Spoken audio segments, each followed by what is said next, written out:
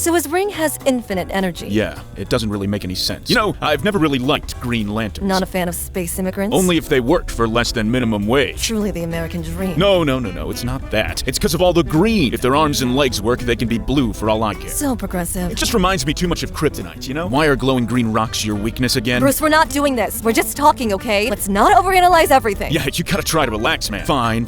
Guys, did you know Flash likes soda? I may have heard him say that once or twice. Well, he got stuck in a soda bottle. Again? Again? Weird things happen when he goes faster than light. Yeah, he's drowning in soda right now. That bottle's like an Earth-level threat. I bet Batman has something witty to say. Hawkgirl shouldn't be able to fly.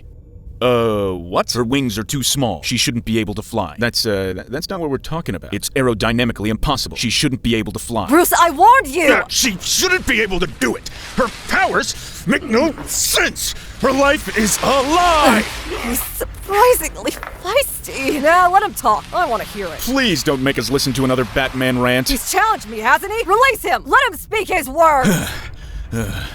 Big mistake, Hawkgirl. But before we get into it, let's first explain how flying works. There are 4 key forces during flight: thrust, drag, weight, and lift. Thrust is the forward force that pushes you through the air. Drag is the air resistance slowing you down. Weight's the downward force due to gravity, and lift is the upward force that counters it. To fly steadily, then, thrust has to equal drag, and lift has to equal weight. Good thing he's not talking about how we fly, eh, Wonder Woman? I don't like how your voice sounds when you're whispering. Wings create lift by pushing air downwards. For every action, there is an equal and opposite reaction, so the downward push creates an upward lift. There's also a pressure difference involved because of the wing's shape. Air moves faster over the top than underneath, which creates lower pressure above and higher pressure below. This pressure difference also creates lift. Thanks for explaining how birds fly, Batman. Whatever would we do without you? Is she being sarcastic? Stop whispering! Lift's essential for staying in the air. We can calculate it using the power of math. Lift's equal to half the air density times velocity squared, wing area, and lift coefficient. If you want to carry more weight, you have 3 options: fly faster, get bigger wings, or somehow increase your lift coefficient. The coefficient depends on wing shape. Flapping helps increase it a little, but not by much. I always wondered why planes didn't flap their wings. You need to get a hobby. And what do you wonder about? Myself, because I'm Wonder Woman. Curse your flawless logic! Correct, Clark.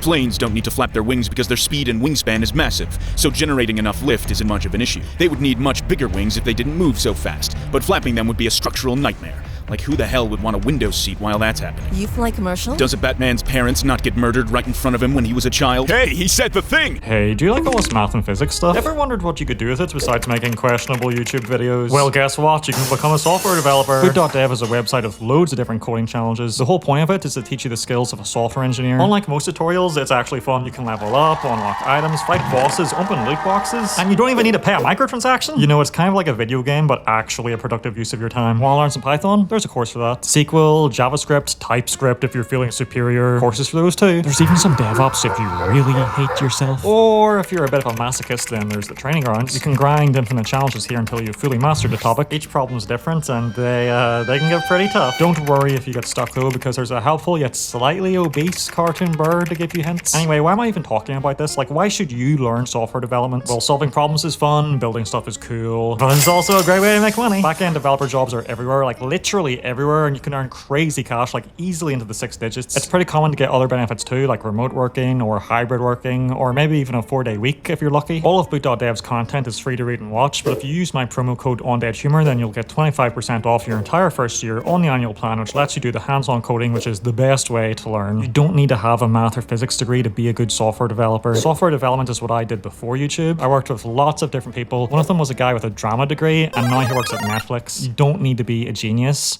You just need to work hard. So if you want to take that first step, then head on over to boot.dev. Bye-bye. You're boring me, Batman! I'm bored! Were you going to challenge me? Explain why I'm so stupid! The longer we talk, the more flash drowns in that soda bottle! Hey, Batman, could you explain the lift equation again? Like maybe 10 more times at half speed? Well, how about I rearrange it to solve for wing area? Consider Hawkgirl flying at 30 miles per hour in battle armor. Her lift must equal her weight. 85 kilograms is a reasonable assumption with all of that gear. Now let's be nice and set her lift coefficient to a generous value of 1.8. Then for her to fly at this speed, her wing area needs to be 4.5 square meters. I can't tell if that's big or small. You're my kind of woman. Well, then let's calculate her wingspan. Wingspan is equal to the square root of the wing's aspect ratio times wing area. The aspect ratio is how long and thin a wing is compared to its width. Large birds of prey have an aspect ratio of around 8, so let's use that value. Then, plugging in the numbers, we calculate Hawkgirl's wingspan to be approximately 6 meters. Her wings should be twice as big for her to fly. My wings are already massive. They don't need to be twice as big. Nah, Hawkgirl. They need to be twice as big. Here's a picture to illustrate how ridiculous that would look. You're right, Batman. That picture definitely does look ridiculous. Like you might be thinking, twice as big, that's not much. But no, it really is. A 6-meter wingspan is completely impractical. Getting through doors becomes a massive problem. Sitting in vehicles or chairs becomes impossible, even if you try folding them. Batman, this is the worst picture I've ever seen. He really captured your resting bitch face. What did you say? Relax, Hawkgirl, or you're going to twist your shoulder. My shoulder? Well, yeah.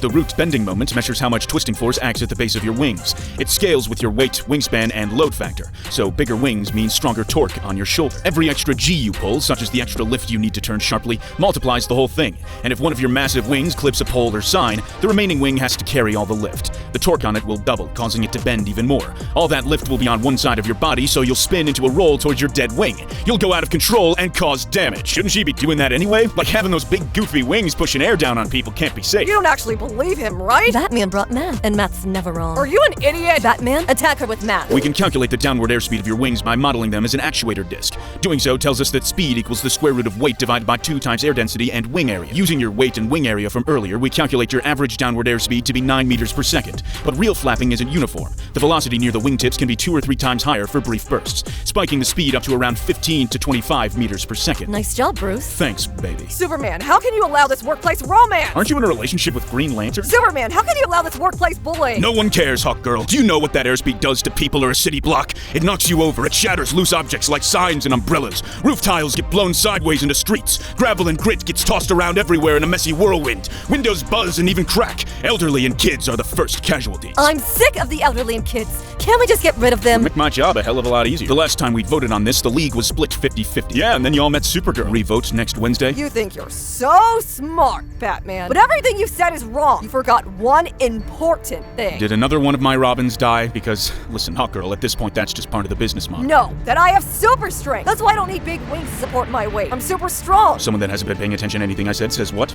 I'm not saying that. Someone who has big goofy wings says what? That wasn't even clever. Someone who thinks I'm going to stop this joke says what? Hawkgirl, please just say what? Not doing it. I don't think we're getting out of here until you do. He can do this stupid bit for as long as he likes. Your nose is larger than average. What? Super strength doesn't fix the issue, Hawkgirl. Flight is about how much air you can keep moving each second, not how hard you can push. That depends on your wing size and speed, not your muscles. And smaller wings makes everything worse for you. You move less air per flap. The power required to stay afloat rises exponentially. Raw strength doesn't just fix that. How would you know? You don't even have superpowers. I don't need superpowers to smell your bullshit. Well, guess what, Batman? I have super endurance too. Checkmate, bitch. Hawkgirl, can we please cut down on the swearing? Thanks. Shut up, Superman. Shut up, Hawkgirl. Shut up, Wonder Woman. Shut up, Hawkgirl. Shut up, Flash. Flash? No, I get it. I get it. Well, guess what, Batman? I'm not a human. For all you know, my biology is closer to a bird's. In which case, we don't have a problem. Hawkgirl, you clearly have the anatomy of a human. You produce fertile offspring with Jon Stewart, a human. You're so genetically close to us that biology treats you as a human. Jeez, Batman, lay off the spoilers. Warhawk's a supporting character at best, so